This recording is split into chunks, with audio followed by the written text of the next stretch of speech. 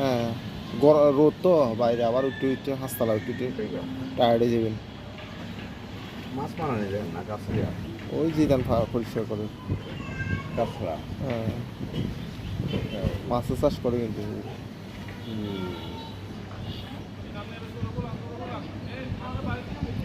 এগুলো দিছে হয় 50 লাখ করে।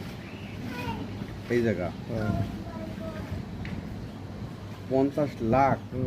এক ঘন্টা আনুগিক এখানে কি ঘন্টা হিসাবে না, দিছে। ডেসিমেল।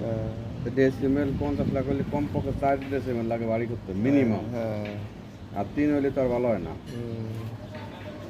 4 ডেসিমেল অল্প, ছোট 2 ঘন্টা, মানে আমাদের এলাকায় 2 ঘন্টা কয় আর কি, 2 ঘন্টা। আর ওই জায়গাটাতে স্কোয়ার একেবারে সেরকম জায়গা। এই জায়গা কয় ঘন্টা আছে, মানে কয় ডেসিমেল আছে? এটাতে এই যে এইটা যেটা 6 ডিসিম। আর 3 কোটি টাকা আছে জায়গার দাম।